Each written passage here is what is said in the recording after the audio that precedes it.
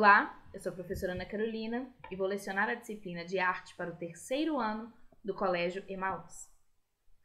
Lembre-se das nossas orientações, de estar sempre num local bem tranquilo para fazer as videoaulas e que todas as atividades devem ser feitas, tendo como base aquilo que vemos aqui na nossa videoaula, tá bom? Então, vamos lá. Daremos continuidade à nossa disciplina de arte.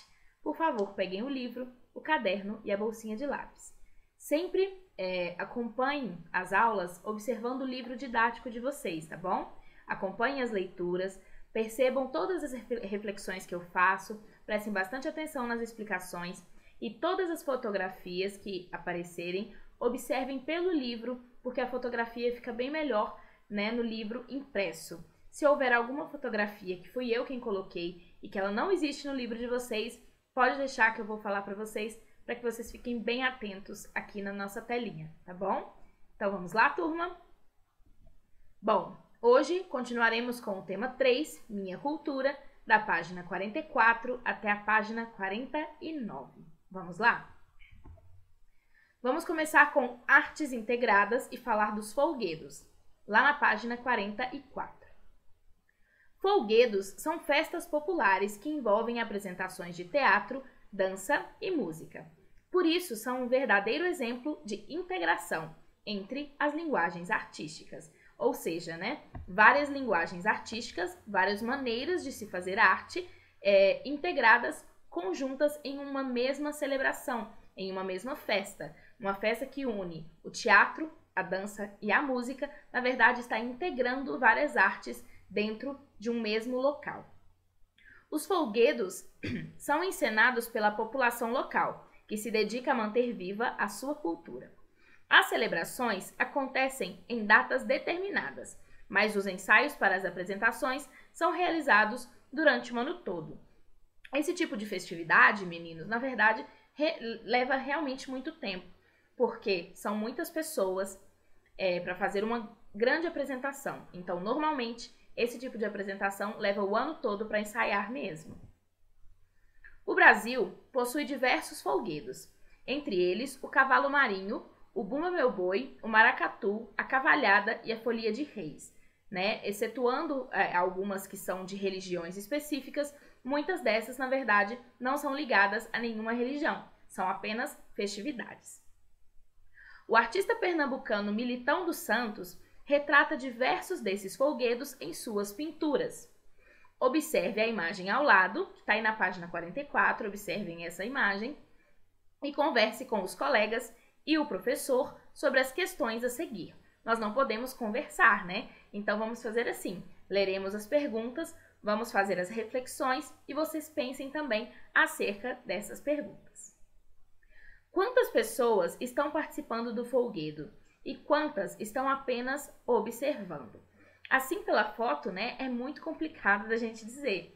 A gente pode dizer com certeza que aqueles que estão observando estão nas janelas de suas casas e os que estão participando estão na rua, E são, na verdade, muitas pessoas. E se a gente levar em conta que essa pintura é apenas uma representação, nós temos mais ou menos a ideia de que os folguedos realmente levam muito tempo para serem ensaiados, já que precisa de muita gente e todo mundo tem que estar sabendo bem sobre a apresentação. É possível reconhecer o lugar em que está sendo esse folguedo? Na verdade, sim, Como estamos ali observando um ambiente circular, parece que é uma praça, Ou seja, um local bem público, que as pessoas conseguem ter um acesso muito fácil e também é mais espaçoso do que uma rua comum. Você identifica personagens do folguedo inspirados em animais? Alguns, meninos? A gente tem ali um tigre, a gente tem um boi e um cavalo, Os folguedos, na verdade, se inspiram muito nos animais. Nós temos ali um tipo de pássaro. Observem bastante, este quadro, percebam o que vocês podem acrescentar a esses pensamentos, tirem suas próprias conclusões, o que vocês acham sobre essa festa, tá bom? E agora vamos para o desafio visual da Aracy. A artista paulista Aracy também retrata cenas e festividades brasileiras por meio de suas pinturas. Observem um exemplo ao lado e converse com os colegas e o professor sobre as questões a seguir. Então, observem essa imagem da página 47, que tem várias pessoas dançando, que eu tenho certeza que vocês já reconheceram que tipo de festa é essa. Que festa aparece na obra? Que elementos observados na imagem levaram a essa conclusão? Nós temos aí uma fotografia de uma festa junina, né? Dá pra gente perceber pelas bandeirinhas, pelos pares, né, dançando juntos, pelo tipo de roupa que as pessoas estão usando, que normalmente não são roupas que usamos no dia a dia. Como são os trajes usados pelas pessoas e como é a decoração da festa? Bom, isso que a gente falou, né? As mulheres estão com vestidos, com um shortinho de babadinhos por baixo, os homens estão de chapéu, algumas mulheres também. Que instrumentos musicais estão sendo usados na festa? Você consegue imaginar que música é tocada? Como ela seria? Bom, nós temos ali tambores, nós temos sanfonas, temos violas e temos também trompete ou algum instrumento de sopro. E na verdade, se é uma festa junina, provavelmente está tocando forró, que é a dança regional lá do Nordeste brasileiro, que é de onde essa festa veio, né? Como você imagina a dança retratada na obra? Bom, se vocês já foram em alguma festa junina, vocês já devem imaginar a maneira como se dança, né? Uma maneira bem exagerada, utilizando bastante os movimentos do corpo, para que as pessoas querem ser vistas dançando quadrilha e tudo mais. Que brincadeiras parecem estar acontecendo? Bom, nós temos ali, bem lá no fundo, observem pela fotografia na página 47, que nós temos pessoas brincando ao redor de uma fogueira. Temos também do lado de cá pessoas brincando com um balão, o que não é legal, viu, meninos? Porque pode causar incêndios, porque o balão utiliza fogo. E aí, quando ele desce, ele acaba causando incêndios. Essa é uma prática que, na verdade, não é muito legal. Então, e a própria dança, né? As pessoas dançando também estão se divertindo muito.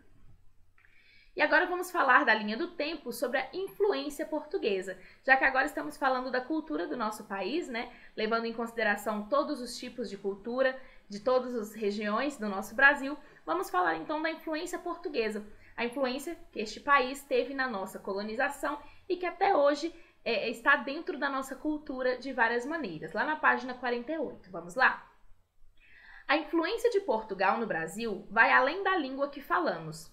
Está presente nas festividades, como as festas juninas, e na nossa culinária, tanto no uso de temperos como na adoção de pratos como a bacalhoada. Olhem para você ver, até mesmo na culinária, esse país foi muito importante para que a gente se tornasse o que somos hoje. A bacalhoada, que é algo que nós comemos muito tranquilamente, né, que a gente sempre encontra em restaurantes, na verdade veio lá das terras portuguesas. Os azulejos portugueses, que apresentam desenhos em tons de azul sobre fundo branco, são outra influência da cultura portuguesa. Essa importante contribuição para a nossa arquitetura pode ser encontrada em fachadas de edificações e em murais de igrejas, em especial nas regiões norte e nordeste do país. Observem essas cerâmicas. As cerâmicas portuguesas, elas são muito características e quando a gente começa a entendê-las, é muito fácil reconhecê-las e também reconhecer aquelas obras que somente tiveram algum tipo de inspiração. Algo que está muito próximo da gente aqui seria, por exemplo, a igreja que está localizada na Pampulha. A igrejinha da Pampulha, ela tem toda uma inspiração de porcelanas que são portuguesas, né? Ela é toda em branco com pinturas em azul. Então, essa cultura portuguesa, ela é muito difundida tanto em Portugal quanto no Brasil. Os azulejos portugueses ainda hoje são uma influência nas casas e decorações. Também, né, meninos? É muito bonito, né? Esse branco no fundo com os desenhos em azul, na verdade, é muito lindo. É uma das minhas combinações preferidas. E estão presentes também na arte contemporânea. A artista carioca Adriana Varejão inspirou-se nessa arte portuguesa para criar algumas de suas obras, como Se la canto provoca maremoto, produzida entre 2004 e 2008. Observem essa obra, né, como ela é bonita e, na verdade, quase caótica, porque, na verdade, ela fez os desenhos e não colocou os azulejos na ordem certa. Então, as ondas do mar ficaram completamente caóticas, simplesmente pelo fato dela ter trocado a direção das ondas. Elas não se encontram e por isso que causa um maremoto, né? E é muito interessante todo o trabalho da Adriana Varejão é muito legal da gente ver. Existem muitos trabalhos dela que estão aqui pertinho da gente, lá no Inhotim. Então é algo que está bem próximo dos nossos olhos e muito fácil da gente conhecer. E agora vamos então para a linha do tempo de fato. Em 1500 acontece a chegada dos portugueses ao Brasil. Em 1530, o governo colonial de Portugal no Brasil. Em 2004 a 2008, Selacanto provoca maremoto de Adriana Varejão. Então percebam, a chegada dos portugueses foi em 1500 e ainda em 2008 vários artistas conseguem tirar inspiração dos portugueses e da cultura dos portugueses e trazer para a nossa cultura. Agora vamos para o mundo sonoro e falar das manifestações afro-brasileiras, porque se a gente está falando das colonizações, né, então nós devemos sim falar sobre a colonização portuguesa e também os escravos que foram trazidos da África para vir, né, para o nosso país e que também contribuíram de forma incrível para a nossa cultura. O povo africano contribuiu enormemente para a formação da cultura brasileira. Entre essas influências destacam-se a dança e a música. A cultura trazida por africanos escravizados foi o que deu origem às manifestações culturais afro-brasileiras, como o samba e a capoeira, que eram praticados por eles nas horas vagas. Em 2014, a capoeira passou a ser considerada patrimônio cultural do Brasil. Então, né, algo simples que a gente vê durante quase toda a nossa vida e que, na verdade, a gente não sabe que veio da África, né? Por exemplo, os movimentos da capoeira eram praticados pelos escravos africanos. O samba também é inspirado em movimentos de danças africanas. Então, toda a nossa cultura está permeada não só pelos portugueses, mas também pelos negros africanos que vieram para ser escravos. O frevo é uma expressão que mistura música e dança, e cuja história está ligada à capoeira. Ele está presente em especial no Nordeste brasileiro. Desde o final do século XIX, era comum capoeiristas desfilarem à frente dos blocos para defender os músicos. Faziam isso dançando frevo. A música do frevo é caracterizada por um ritmo acelerado e a dança, chamada de passo, inclui acrobacias. A primeira vez que se utilizou a palavra frevo em um jornal foi no ano de 1907. Por isso, em 2007, foram comemorados os 100 anos do frevo. Na verdade, o frevo é uma dança muito difícil, tá, meninos? A gente pensa assim, deve ser fácil. Na verdade, não. Ela exige muito fisicamente dos dançarinos e é realmente muito complicada. Claro que os passos básicos a gente consegue fazer, mas para realmente ser um dançarino de frevo, precisa ter muito treino e muito ensaio, porque é muito difícil. E aí, essa é a atividade do portfólio de vocês, né? Vocês vão se inspirar em toda essa história que acabamos de descobrir, que é o Festa na Minha Cidade.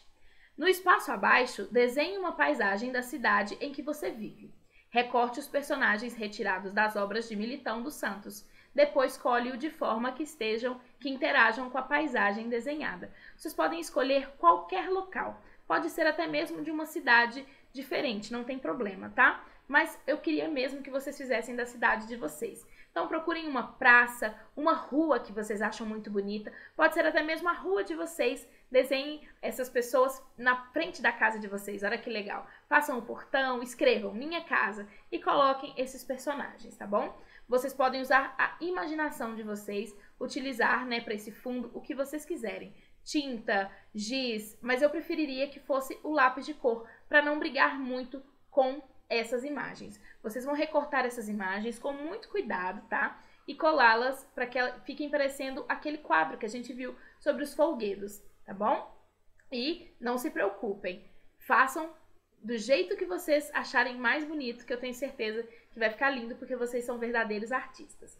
Então, o que fica dessa aula pra gente, né, é entender que a nossa cultura brasileira, ela é muito maior do que a gente pensa e ela traz influências muito maiores. Por exemplo, nas aulas de hoje nós falamos das influências portuguesas e africana, mas a gente não pode esquecer, por exemplo, da influência indígena, né, que era o povo que já estava aqui antes que os portugueses chegassem. Várias palavras que a gente fala hoje, por exemplo, são da língua indígena e muitas vezes a gente nem ao menos faz ideia sobre isso. Então é muito legal a gente começar a entender a nossa cultura como algo muito maior do que a gente imagina. Por exemplo, vocês sabiam que a maior população japonesa do mundo está no Japão, não é? o que faz muito sentido. Mas vocês sabiam que a segunda maior população está aqui no Brasil? Fora do Japão, o país que mais tem japoneses é o Brasil. Então imagine como essa cultura é importante para a gente, principalmente nos locais onde esses japoneses acabam vivendo, né? Então a nossa cultura, ela é uma miscelânea, ela é uma mistura de várias outras culturas, o que faz com que a cultura do nosso país seja cada vez mais rica e mais bonita. Bom, façam as atividades propostas, se divirtam fazendo arte e na próxima aula a gente se vê, tá bom? Nos vemos na próxima, já tô com saudade de vocês e lembre-se, juntos no caminho certo.